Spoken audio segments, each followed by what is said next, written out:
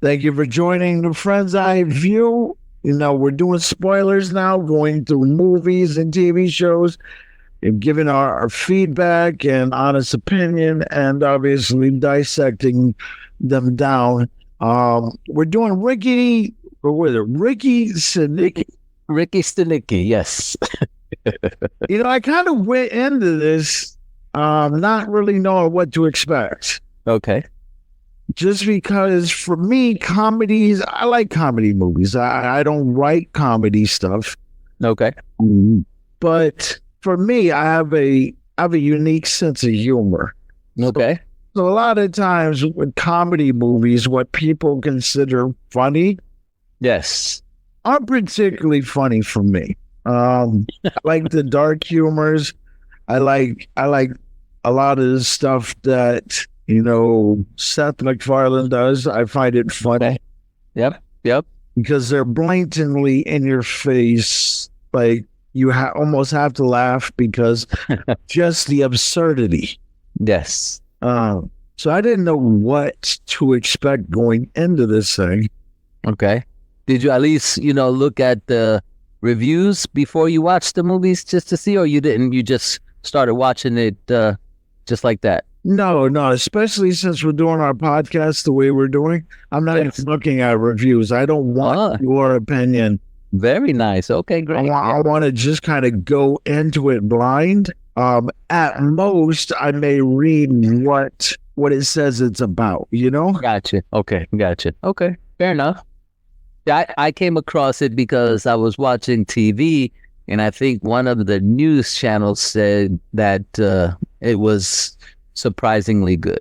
So I was like, okay.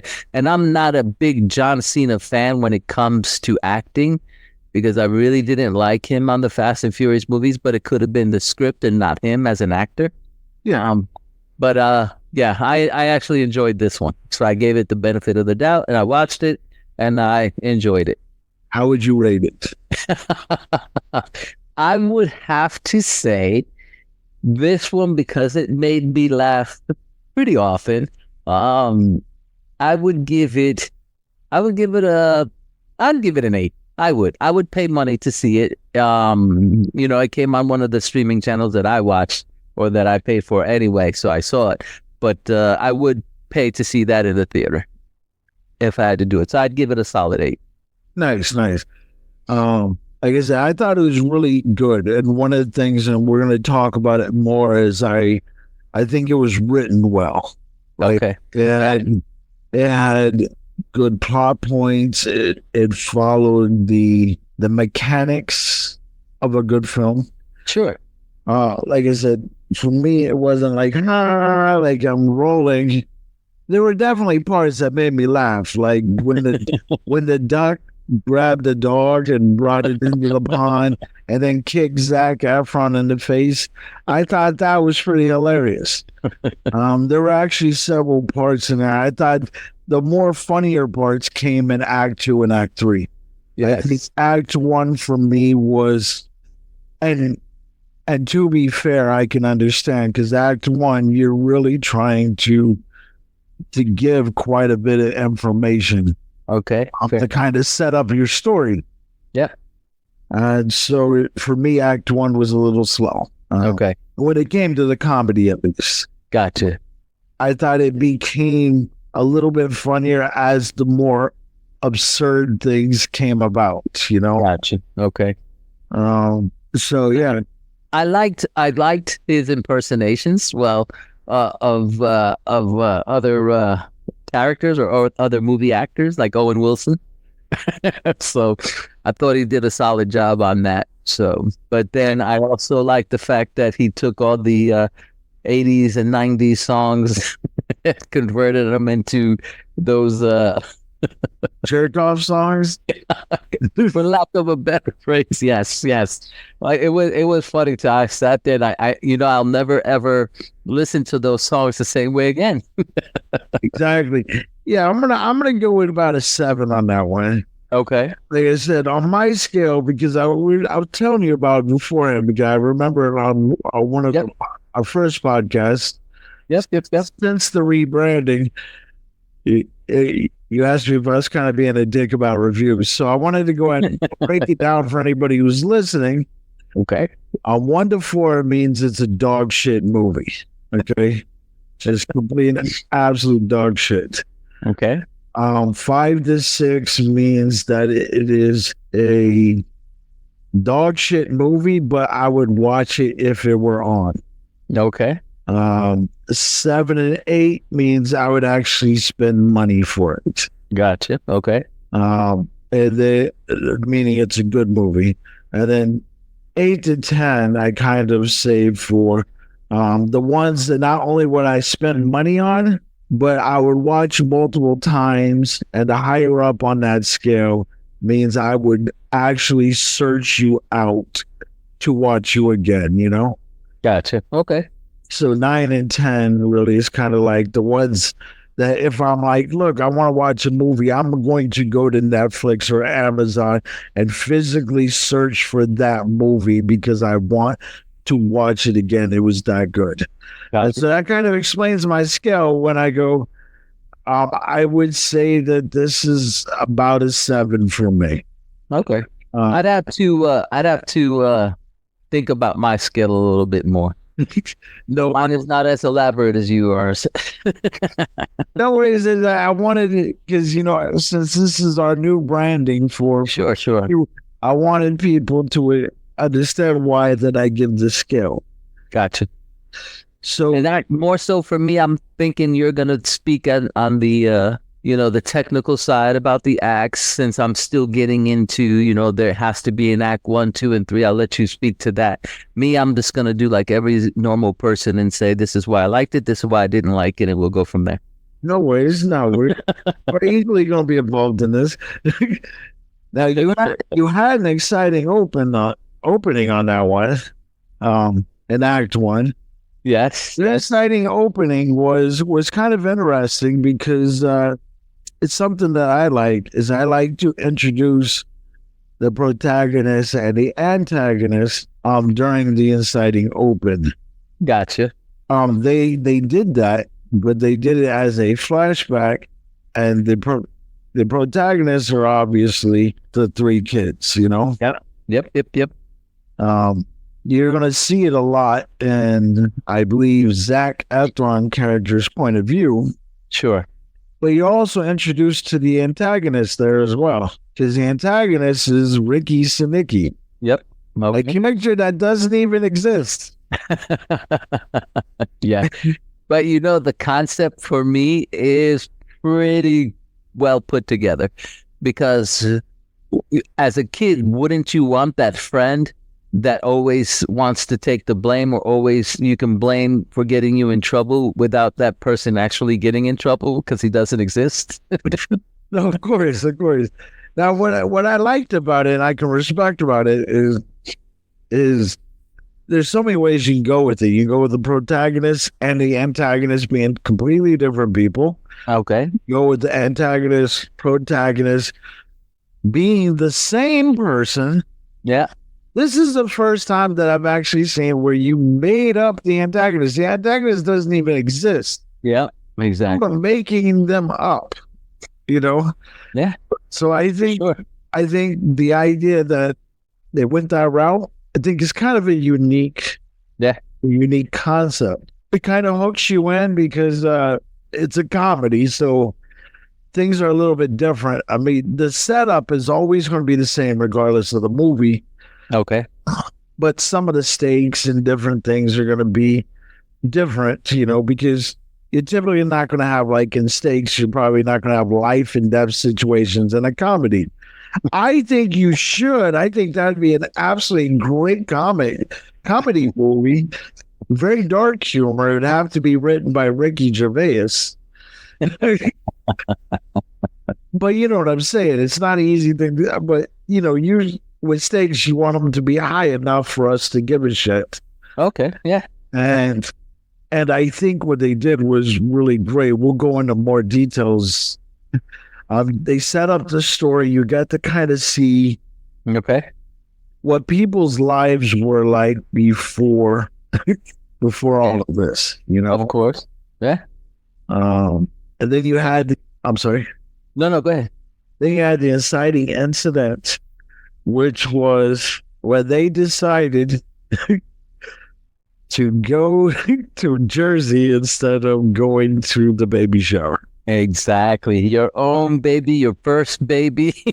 Yeah. And they, But you know, as a father, I kind of, 6 weeks. She wasn't due for 6 weeks, so a baby shower really isn't a father's area. It's more for back in the day. Used to be more female oriented, where the females would throw the expected mother a baby shower, and the guys weren't there. Now, because of things turning around, more men are going to baby showers, but these three individuals still didn't want to go, which is understandable. And, the baby wasn't due for another 6 weeks, so they kind of figured, whatever. and what I liked about it was they doing the conflict immediately after, Yeah. because it's all conflict oriented, even in comedy. Yeah. Is the kid was born 6 weeks early, Yeah. and then they doing the conflict of the mother-in-law calling around looking for this Ricky Stanicky in New York. They got the protagonist who are in this situation. How do I get out of this inquisitive situation into this person Yep. that we made up? Yeah. And so I really like that because they added stakes to that, because the stakes characters were the spouses. Yeah. So the stakes were pretty high. If I lie to my wife, then I got to figure out what to do about Ricky Stanicky. If I don't lie to my wife, then I could potentially lose my wife or lose my child. Yeah. So it had pretty high stakes, I think, going through the movie. For a comedy movie, the comedy movie stakes were based on there was enough there for us to give a shit, Of course. but not unrealistic for the type of story that it was. For me, I took away that perhaps he shouldn't lie. Just tell your wife everything. That's the moral. Moral. It worked out, of course, but at the same time, if they would have just told the truth, this is what I want to do, instead of this, we're going out with our friends, and now people are becoming more accepting of that fact. A guy's night out, a boy's weekend away, a woman's weekend away, stuff like that, No, absolutely. Yeah, I'm just saying the physical plot is to stop Ricky Stanicky. Yes. The emotional is to not lie to your wives because you can lose everything. Yeah, exactly right. So that's kind of the moral plot. The moral plot is you shouldn't lie to your spouse. You should no matter how much you think it's right, it's the right thing to do. Exactly.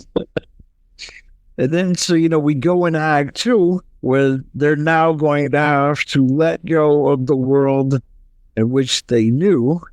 Yeah. And embrace this new world. And that's when they call up Ricky Stanicky for his beautiful entry into this, gives him the Bible. There you go. Yeah. He's learning everything. Yeah. No, it makes sense. It's the script. It's a script for an actor, so it does make sense. All you have to do is read your part, familiarize yourself with your part, research your part, and you should be able to play it. Yeah, no, he definitely did. And there were just it was kind of a fun little, because it got close to people figuring out, but then got further away from them figuring out that he's not Ricky Stanicky. So you had that symphony kind of concept, which I gotcha. Okay. You got to get closer to your goal, but further away from your goal, closer, further, for all of Act 2, and you saw that. Yeah. And then it made me laugh because you wanted to give him the circumcision. Done. Oh yeah. And then it works up into the midpoint. Okay. And for me, the midpoint was when they got to that point where they're like, Ricky Stanicky is done. Exactly. Yeah. Yeah. You know, they all three decided that Ricky Stanicky's done. We can't do this. We can't risk it anymore. Exactly. And then that's where it really hits the fan. yeah, because that's what the midpoint is. The midpoint is what's the worst thing that can happen kind of to the character. Yeah. So I think that was an appropriate midpoint for it. Okay. Since the character is a fictional character that you made up that you're having somebody act out as. Mm-hmm. So the best case scenario for this midpoint would be that you guys get pushed to a point where you're like, look, I can't do it. I can't risk it no more, Ricky Stanicky. We're going to be truthful to our lives. And then the stakes get upped, immediately for Act 3. Yeah. And it goes right into he gets hired at their job. And becomes their boss. Becomes their boss, Falls in love with one of their I think it's one of their wife's sister. Yeah. Falls in love with her, is got all these things going on, and then goes into the big event, which was his Zac Efron's wife doing the Hero of the Week. Yeah. Ricky Stanicky. Yeah. In which you find out that Ricky Stanicky is essentially outed as a fraud. Is the rich Rod. Yeah. Fraud. And it spins around to actually being in his benefit. And Rod actually wins Hero of the Week. Yeah. It's pretty well put together in that instance. Yeah. Yeah. I liked it. And then the wrap up was pretty good. The wrap up was Zac Efron's wife forgave him. The other guy's wife kind of forgave him. She's still a little mad. But what I thought was a real wrap up that was really good was not only was Ricky Stanicky a made up person, Rod, who is, yeah, John Cena, is actually now their best friend. Yeah. From this point forward, which is I thought that was good. That was a really, really solid way to wrap it up. And I think of it that way as well. But in the way I think of it is, how a lot of people, they kind of, have their so-called inner circle and they have their friends and they don't allow anyone else to come into that circle. Yeah. But, for me, I took away as, you can allow other people in that circle that may be equal to or add a little bit more substance to your friendship that you already have within your inner circle. Yeah. And I for one am the same way. I mean, my friends are limited where I actually call people friends. There are acquaintances that I have, there are people that I know, but for me to actually say, hey, that's my friend, then yeah. So I kind of like that aspect of it too, that you should still be open to the fact that you can let other people in your inner circle. Absolutely. Even if it's John Cena, who does spank music and things. Yeah, it is true. Yeah, I like it. But I really liked how that ended because, like I said, not only he became their best friend after all this madness and now part of their group after literally going through all this craziness. I thought it ended on the absolute best, Yeah, I thought so. It was very well put together. Like, as you say, technically speaking, it had all the different acts. It had everything about the plot points, the subplot points. So we're pretty good. Overall, entertaining movie. And that's why I gave it an 8. Exactly. And that's why I gave it a 7. Yeah, you're meaner than I am. I know. No, it's because I would pay to watch it. Good movie. I'm just not going to search for it. Yes. You know, like I believe I would if I wanted to see it again. I thought it was okay. because 8 or above means I would actually physically search for it. Yes. Yes. Because I'm like, look, I need a movie. This movie's so good that even though I've watched it, because eight means I'd watch it over and over again. Sure. 9 and 10 means I really will avidly search this shit out and be like, look, out of randomness, I want to watch a movie. Okay, boom, boom, and search it out. So that's why I have to give it a 7. Gotcha. On the story, I would say on the mechanics of it, it's a 9 on the mechanics because it hits all the points here. So, like, it's very well written. Yes. And you can usually tell which stories are horribly written or written kind of bad, but like it was written very well. Okay, I think so. Yeah, and like I said, it had its funny moments. It was, for me as a person, it's not a movie I would watch because I needed a laugh. You know, like I would watch it if I wanted to watch something that was decent, that had its moments that were funny. Then I would say okay, like, but I think a lot of comedies are that way, where it's like it's a good story and there's some parts in it that are absurd and funny, you know? Yeah. I think it's really hard to fulfill like the full comedy spectrum because you're given, you have to do emotions in every movie. Okay. And comedy, I think, is a little more challenging because like laughter is one of those things, or jokes, etc., are things that some people find funny, some people won't. Okay. So it's kind of, and then some people find it funny at different levels. So it becomes a little tricky because you're trying to inject this comedy, laugh, ha, ha, while trying to tell a good story. Okay. That's where I think it becomes a lot more challenging, and I respect anybody who does the comedy writing. It's because you're trying to tell a great story while making people go, ha ha. Yes, but then you also, you have, in a comedy, you have a paradox, if you will, because you have, people, they may laugh so hard that they cry, but then their emotions may run wild. In this movie, you can see that happening as well, where their emotions are getting the best of them and they begin to cry, but there happen to be tears of joy. You see? Well, I mean, when I'm saying emotions, emotions from the characters, etc. Also from you as the person watching. Gotcha. Because in every other genre, you get a lot more leeway on types of emotions. Sure. Obviously, if I'm doing a horror flick, I wouldn't be trying to get you to ha-ha the whole way through. There may be a scene or a line there that someone might find funny.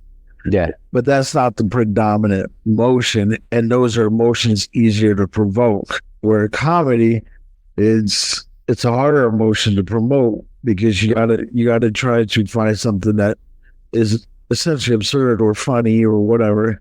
Uh-huh. And then, like I said, while trying to tell a great story. Yeah. That's the key. All the other emotions, you can put that along with a great story.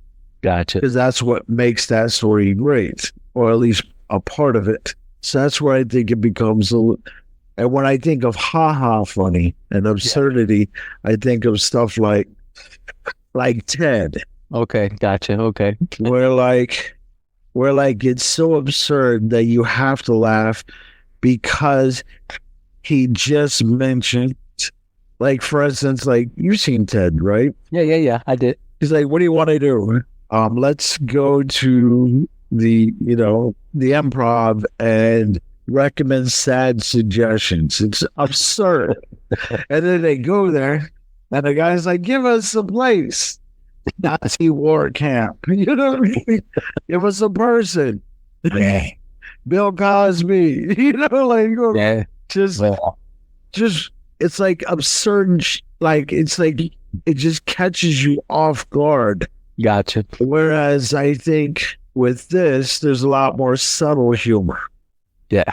Like I said, But it makes the person feel good at the same time. no, that's what I'm saying. It's a great movie. Yeah. I'm just saying, like, this is kind of the differences that fight is like, I think a lot of what Seth MacFarlane does in his movies is just some of the stuff that's just so absurd. You have but no choice to laugh. I mean, like I said, here they had the duck. I thought that was absurd, and I had to laugh because I watched they kick Zac Efron in the face, and I was like, "This is hilarious," because it was trying to kill the dog. You know, Of course. I mean, that is pretty absurd. And so you have to. It's those absurdity things and the different levels. They just do this like a lot of comedy movies do a more subtle. Okay. Is what I'm trying to get at. Where it's not like, let me roll in. I'm laughing so hard I can't fucking breathe. But it's more like a chuckle. I got a chuckle. It's, you know. Sure. So overall, entertaining or not entertaining? No, it is. Like I said, it's a great story. Yeah. Like I said, I gave it a 7, I think.